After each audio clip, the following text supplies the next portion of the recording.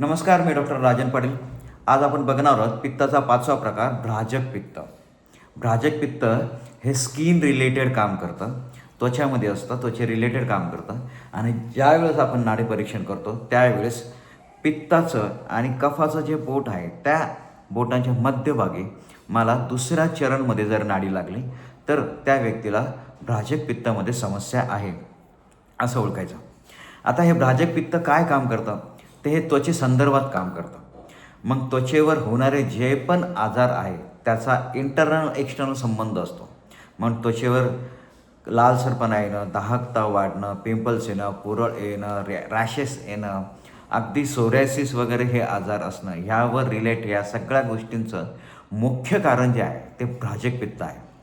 Cosmetic industry आज खूप मोठ्या प्रमाणावर वाढलेली आहे आणि ह्या इंडस्ट्रीमध्ये जे पण ट्रीटमेंट दिली जाते ती एक्सटर्नल आहे, परंतु एक्सटर्नल ट्रीटमेंट जी आहे ती किती काम करते आणि ही एक्सटर्नल ट्रीटमेंट किती रिझल्ट देते हा खूप मोठा विषय आहे.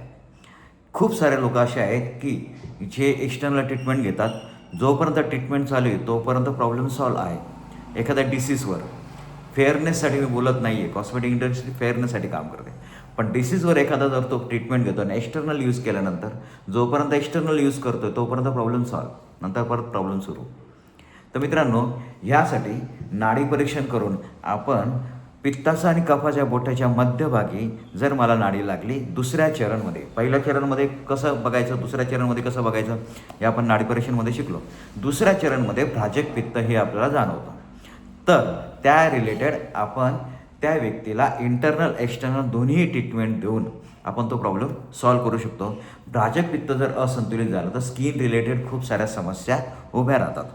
पण भ्राजक पित्त असंतुलित झालं तर मानसिक समस्या पण उभ्या राहतात. मग त्याच्यामध्ये चिडचिडपणा येणं, छोट्या छोट्या गोष्टींवर मन अस्वस्थ होणं, अस्थिरता वाटणं किंवा ताण वाढणं, या सगळ्या गोष्टी ज्या आहेत त्या भ्राजक पित्त असंतुलनामुळे झालेल्या आहेत. आणि हे जे असंतुलन आहे हे संतुलित करण्यासाठी आयुर्वेदामध्ये खूप साऱ्या गोष्टी दिल्या आहेत. मग त्याच्यामध्ये लेप ही पण गोष्ट आहे, मग त्याच्यामध्ये अभ्यंग तेल ही पण गोष्ट आहे. शरीराची वात प्रकृती जर असेल तर तीळ तेलाने तुम्ही मालिश करू शकतात. पित्त असेल, कफ असेल तर वेगवेगळ्या तेलांनी तुम्ही मालिश करून स्किनला तुम्ही हेल्दी ठेवू शकतात. त्याच्याने वात, पित्त, कफ पण संतुलित राहतं. त्याच्यानंतर चंदन आणि मंजिष्ठा लेप, हा जर लेप आपण कंटिन्यू जर वापरला तर त्वचे रिलेटेड कुठलीही समस्या होत नाही. आणि मंजिष्ठाची काढा हा जर आपण वापरला तर रक्त शुद्ध होतं आणि भ्राजक पित्त जे आहे ते संतुलित राहतं. भ्राजक पित्त आणि स्किन ह्या दोघांचा संबंध आहे. भ्राजक पित्त त्वचे रिलेटेड काम करतं. ज्या लोकांची त्वचा ही सॉफ्ट आहे, चांगली आहे, हेल्दी आहे, त्या लोकांचं भ्राजक पित्त हे संतुलित राहतं. मला फक्त इतकंच म्हणायचं आहे, ज्यावेळेस आपण नाडी परीक्षण करू दुसऱ्या चरणमध्ये नाडी ही पित्ताच्या आणि कफाच्या मध्यभागी लागत असेल, मध्यभागी लागणं म्हणजे पित्ताचा शेवटचा भाग, शेवटचा 5वा भाग, आणि पित्ताचा 5वा भाग जो आहे तो आहे भ्राजक पित्त. तर ते भ्राजक पित्त आहे हे समजायचं.